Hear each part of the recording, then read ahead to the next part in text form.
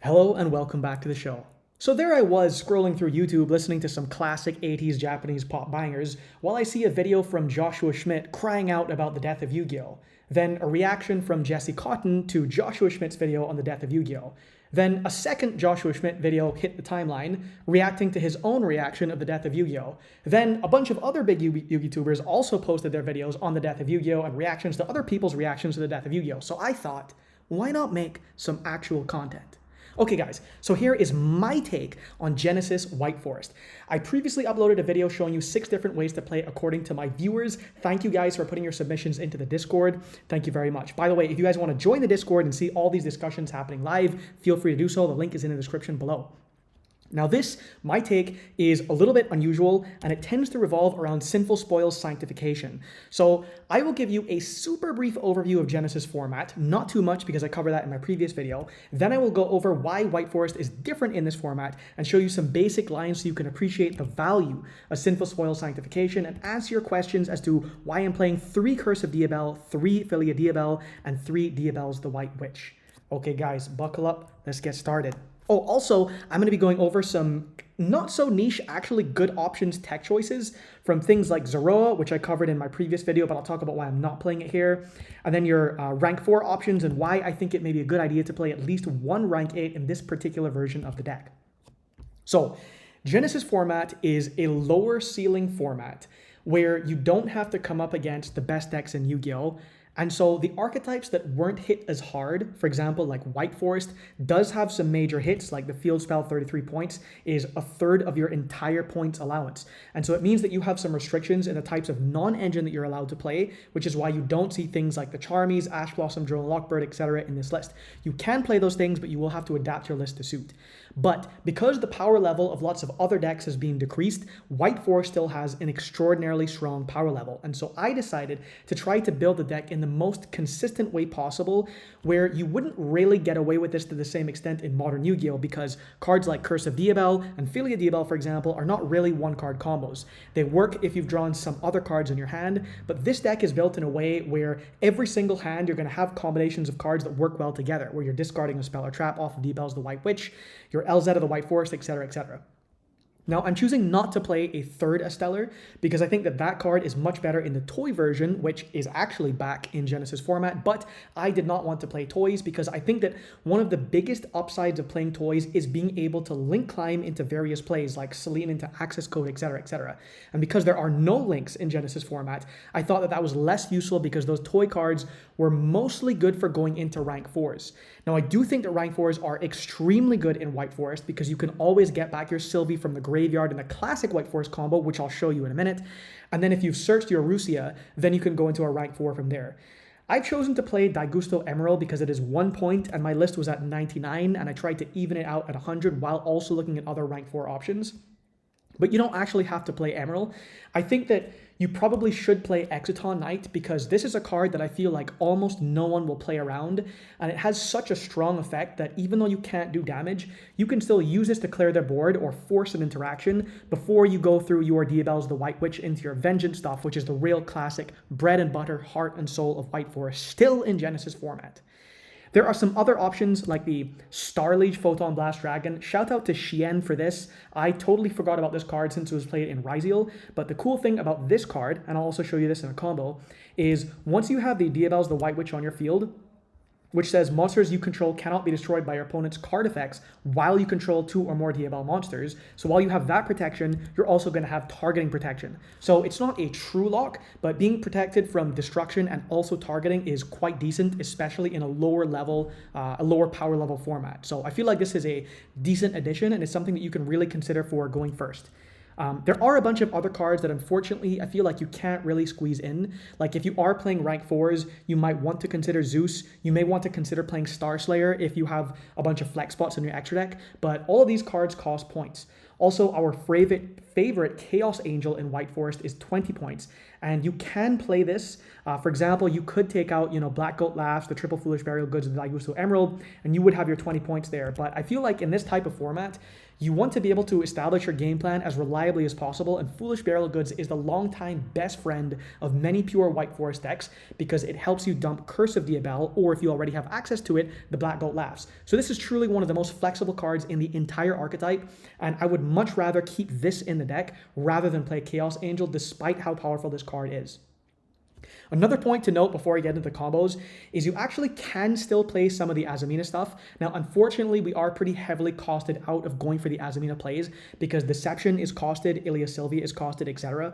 But the Mo Regina is not costed, the Sol Erixithon is not costed, and you can get away with making relatively reliable fusion plays with LZ Azamina. The reason that I've chosen not to do this is because I would rather use this as a synchro summon play as the classic White Forest line, and then the search off of this card in my version of the deck becomes Sinful Spoils Sanctification. More on that in a moment because this is actually a core feature of the entire deck. So for that reason, I've chosen not to play the Azamina cards, but just so you know, you actually can do that still. If you want to play a larger engine of that sort, Azamina Aface and also the Sinful Spoils of the White Forest become far more attractive options, but they don't really fit so much in the version of the deck that I want to play. A few other things of note on other things that you can play before we get into the specifics of my build is the Zeroa build that I showed off. Shien was playing this in my last video, is extremely strong, and this type of lock is one of those locks that can seriously auto-win you the game against many different opponents if they do not draw the out. However, because White Forest ceiling was never really our issue, I'm choosing to play a more flexible build that has a lot of much more interesting options. I'll explain those in a second, but I think this is a great option to play. It just requires like 4 or so extra deck slots.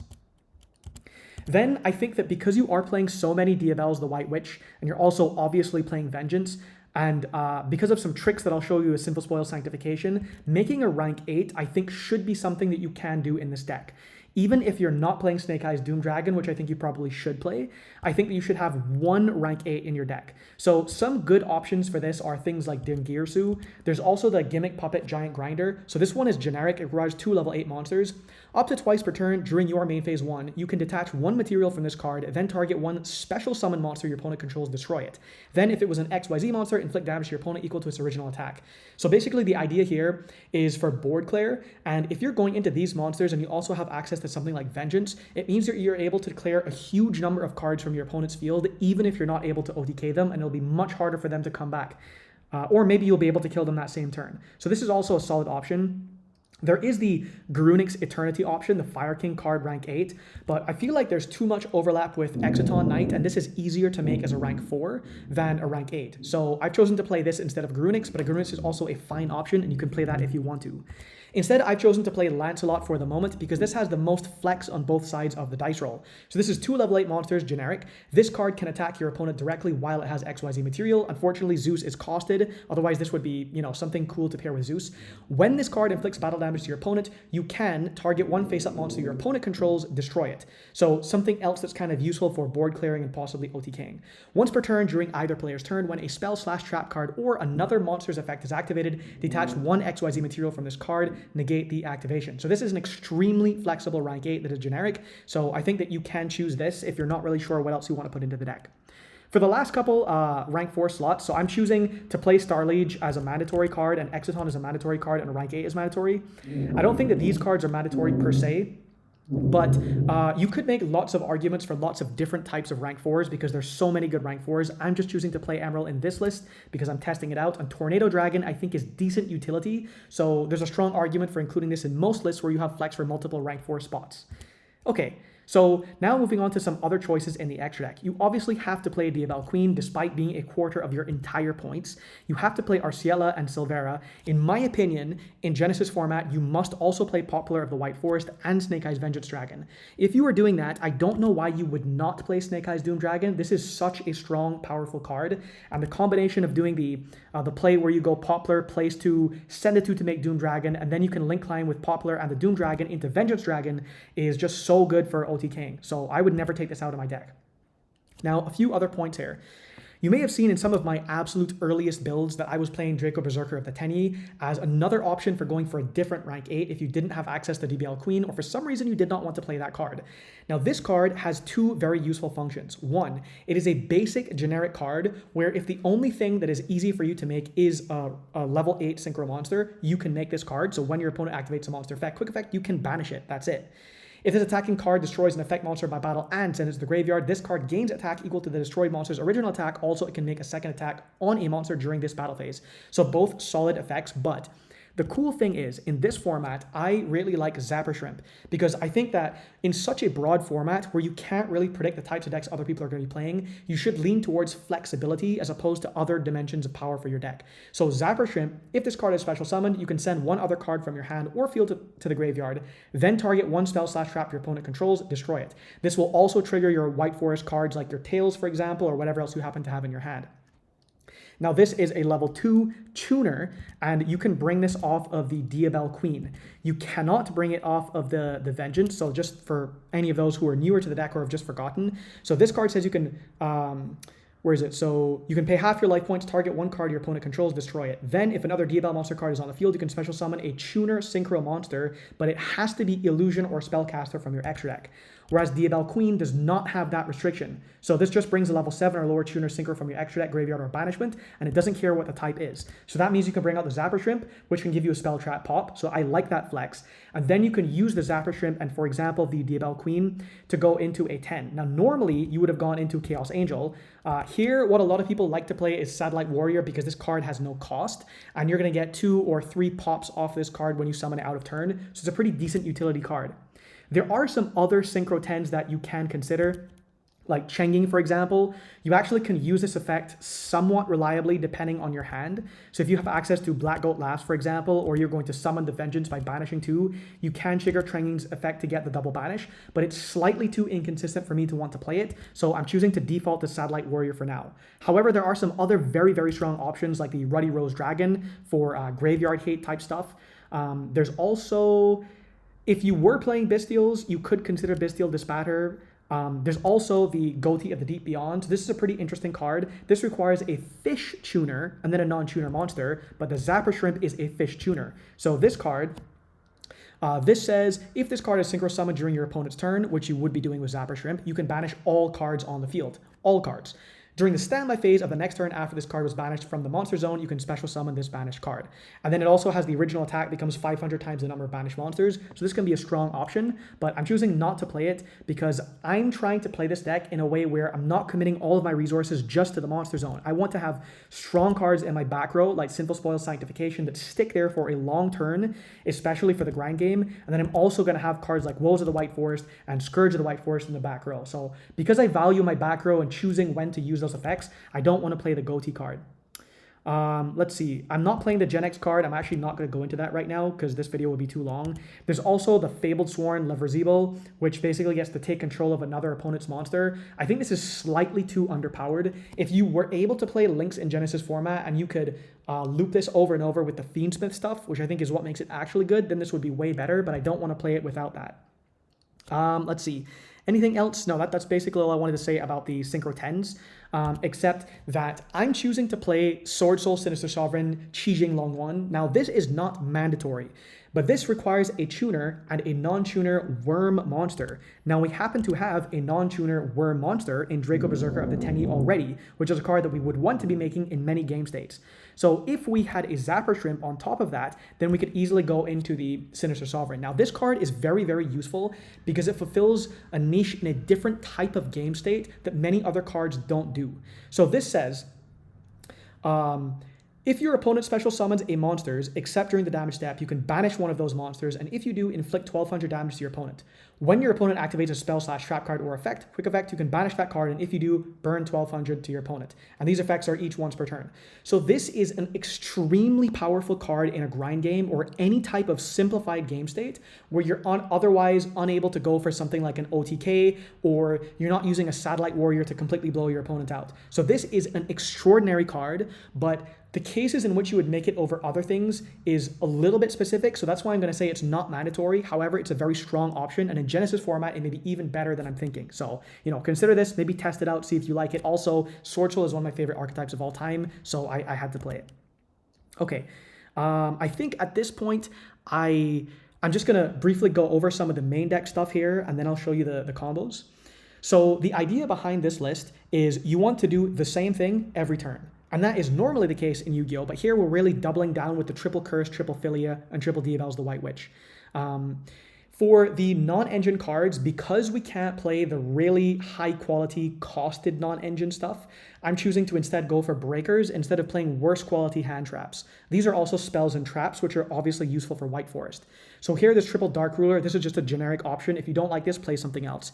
Here is triple Subversion. Now, I'm choosing this not only because this is an extremely powerful type of removal, but this interacts wonderfully with Sinful Spoil Sanctification and some other cards that we have. So I think that this has some additional synergy with our deck, and I'll show you that also in a combo. Now here for Cosmic Cyclone, this is more so to show that if you don't have any way of dealing with back row, then you could possibly just lose to some type of weird floodgate or back row card that you're not prepared for. And so you should have a way built in to deal with this. There is also Tornado Dragon, but sometimes you need to not be a monster. So you should at least side deck some Spell Trap Hate if you're going to be playing a deck like this. Okay, so now let's get to some of the replays. So the absolute most basic thing is showing you why I'm choosing to play Sanctification. Actually, let me show you with the one card combo first. So I think here's a one card combo where I have a blank discard. So here I'm going to start with Sylvie, which is usually not a very good starter unless you have some other extender in your hand. And then we have a blank spell or trap here. So we go Sylvie, we're going to search for the field spell. We activate field spell. By the way, usually when you're playing White Forest, you never ever want to do this because you are locking yourself out of dark monsters from the X-Rec for the rest of the turn. But because you're not playing Azamina here, it doesn't actually matter. And I really, really like this because you don't have to think about how to not kill yourself with the way you sequence your plays. Instead, you can just say, okay, here's my starter extender. I can play in whatever way that I want. And you're more figuring how to play around your opponent rather than play around yourself. So now we have the field spell. Field spell searches for Azamina Elzette. We bring her out, and now we can go into the Arciela, and we can send the field spell, which we're no longer using, to search for another card. Now here, the Azamina Elzette is going to search for the Sinful Spoil Sanctification. This is the reason I am not playing Morian, and because we are not playing the Azamina stuff, it means that we're not searching for stuff like Deception, etc. So Morian is in most other deck lists. Maybe every single deck list I've seen submitted so far has had Morian in it, but I am not searching Morian here, and because with my Diabell's combos, I'm going to be dumping Curse anyhow and not Morian, I've chosen to play this card. So this card, Sinful Spoil Sanctification, is a continuous trap. This says you can activate one of these effects. Target one Diabell monster in your graveyard or banishment, discard one card, and if you do, special summon that monster. So this is pretty decent for keeping your Diabell monsters in play, especially if you've cycled through your Vengeance and you don't have more trap cards to banish, so it's stuck in the graveyard. The other effect is actually very relevant in this particular list, which is target one face-up monster card in your spell and trap zone, special summon it. You can only use this effect of Sinful Spoil Sanctification once per turn. Now keep in mind, guys, that the Poplar of the White Forest places monsters into the spell and trap zone. So if you are not using those monsters to summon the Doom Dragon, you already have access to the Sinful Spoil Sanctification bringing out one of those monsters. So you don't have to have a card in your hand to discard to be able to bring back a Diabell from the graveyard. And also, guys, remember that Diabell Queen is a Diabell monster. It's not just Diabell's the White Witch or Diabell Star Vengeance. It's also Diabell Queen. Okay, so let's continue playing here. We've also searched the tails off of the Arciela, and now we can continue playing. So here we activate tails, and we search for the Elzette. Now, usually, you want to have the tails in the graveyard used before you go into Diabell Queen, because this is the card that normally you add back, because this is the thing you want to send out of turn as your spell and trap, because it's the most optimal for your resource loop when you need something to pitch off of Diabell Queen. So now here, I'm just showing the reason that you have a blank spell or trap is because you want to keep access to Sinful Spoil Sanctification. Technically, this entire combo works without a blank. You just will lose the Sinful Spoil Sanctification or whatever the thing was you added, in which case Morian may be better because you could pitch it and then you'd still be able to reset it for free. So keep that in mind. If you don't like this, just play Morian instead. Okay, so now we go for Diabell's the White Witch. Also remember, guys, here, even though we're playing Rusia and we have some solid rank 4s, you will always prioritize going for Diabell's the White Witch because access to Vengeance with the Vengeance Pop and Summon is the strongest thing that your deck can do. Okay, so now the Diabell Queen is going to add back our Tales of the White Forest, so we can use that out of turn. We can summon our Diabells the White Witch, and we have not used the second effect of Tales. We always use the Tales reset to chain block. So now when the Diabells the White Witch comes out, we dump the Curse of Diabell, which gives us the Philia Diabell. Now this can finally give us the Diabell Star Vengeance. So this is the absolute basic super standard stuff with White Forest you want to be doing all the time, where you have the triple Diabell setup on field. So if you want to play around Star Slayer, by the way, never use the Philia Diabell's effect to boost all your guys by 500, because then they will not be able to use their effects under Star Slayer. So just keep that in mind at all times. I'm just choosing to activate it now just to show you that you can do that if you want to. So this is what your basic end board should look like, regardless of what is in your back row. However, you are aiming to have a reset Tales of the White Forest, so your Diabell Queen effect is free, and you're aiming to have a Sinful Spoils Sanctification, so that you can regain one of these bodies later on, or if you're going for Poplar, the Mystic Poplar, then you can bring out one of those monsters and get extra value. So that's the basic game plan. Now let me show you a couple different variations, or like what your end board can look like based on what you're trying to get. So here, I'm not going to go through everything in as much detail. I'm just going to kind of like zoom through this to show you some different things. So this is if you've drawn a 2-card combo, basically. So if you've drawn like your Sylvie plus a Tails, Sylvie plus Field Spell, basically any 2 cards, basically means you have +1 card at the end of your combo. And in a deck where you're trying to have access to multiple layers, like not just the monsters in the monster zone, but also spells and traps in the spell and trap zone, you always want to have very, very strong layers. So things like Sanctification is very, very strong. Things like Woes of the White Forest, which we did not get in the last combo, are extremely strong. You don't want to lose to a single card like Dark Ruler. That's why in all of my videos when I explain this, I say, you don't just want to have an insane end board that loses to a single Dark Ruler, right? If you get Dark Rulered here, like say this is a Dark Ruler, you want to be able to still be able to use your Sanctification and use your Woes, etc. So let me explain something about this particular play and another reason why I like Sanctification so much. So we went for the basic end board here, where we had the Diabell Queen on field, we had the Vengeance, and we had the Diabells the White Witch. Then we chose to use the Sylvia the White Forest effect from Graveyard, shuffle back Arciela to bring it out, and then turn her as Synchro Material and Diabell Queen as Synchro Material to bring out the Vengeance Dragon. So here's what this means. Let's say your opponent starts playing, and maybe they Dark Ruler, Droplet, whatever you, and so these monsters are all negated. This way, you can use your Sinful Spoils Sanctification, you discard a card, bring back your Diabell Queen, and now you have her on field to be able to bring out another monster, and then you can continue playing from there. So you have created an additional layer, not just from your monster zone or your spell and trap zone, like the Woes of the White Forest, but also you have some activation stuff from your graveyard. So that's pretty useful. It also means that you can have, you keep the same number of boss monsters on field, so you're trading the Diabell Queen for the Vengeance, but then there are other cool things that you can do. So however this happens in the game state, like let's say that your opponent is going to imperm your Vengeance Dragon, or there's some like weird thing going on. You can place your own monster with Vengeance Dragon. So during the main phase, you can target one face-up monster on the field or in either graveyard, place it face-up in its owner spell and trap zone as a continuous spell. So I could have replaced my Diabell if I wanted. You know, like let's say that I don't have a card to discard, and I'm not going to reborn a Diabell off this, and I don't know, the guy's trying to imperm my Vengeance Dragon, and so I don't have a good target for my Vengeance Dragon to push back, okay? I could Vengeance Dragon, I could target a monster in either graveyard, because it doesn't have to be their graveyard, so I could bring my own Diabell Queen into my back row, and then I could use the Sanctification to push it back out. So here I'm just showing you, you know, I pushed in my Vengeance Dragon, and I pushed back out my own Vengeance Dragon, but, you know, it can be basically any card you want. So that's what that looks like. Now let me show you what the full value of Sanctification looks like in a slightly longer type of game. So here's just a random hand. I've started with Diabell's Queen and Tales of the White Forest. And again, I'm not going to focus too much on the details of the combo. I think you should understand how the deck works. If you don't, I have some beginner intro videos on this that I'll link in the description below, and you can follow those for more information. But so let's say we're just playing through, you know, a random combo here.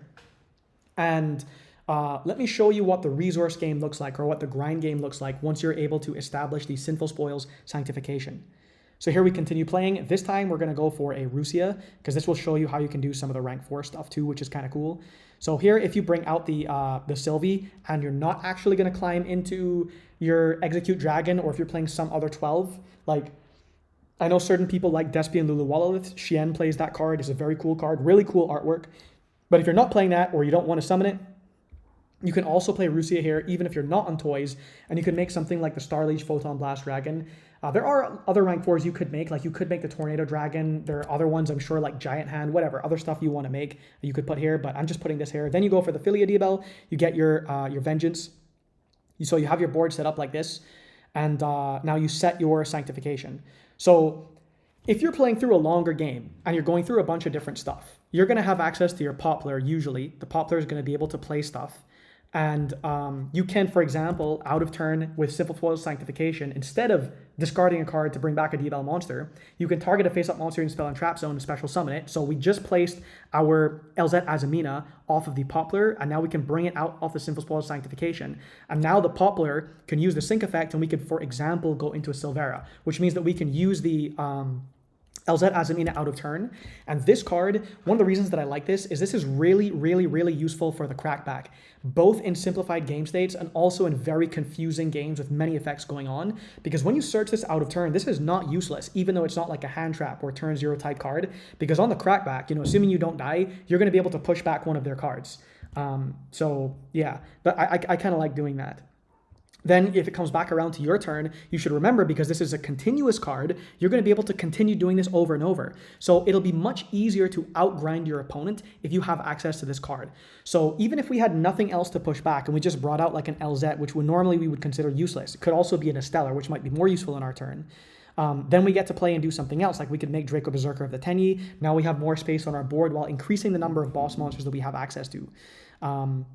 And you also, like, something that can come up sometimes that I'm just going to show here is if you have a Subversion and you don't have like a good target on your opponent's field, sometimes you can Subversion your own monster.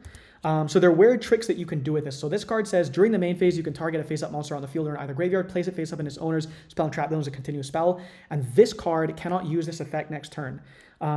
Sometimes you can like get around like weird cheesy effects or be able to use an effect multiple times depending on how it's worded. If you just place it back off the Subversion and then you push it back out off the Sanctification. So it really depends on like what card you have, if you can abuse that or not.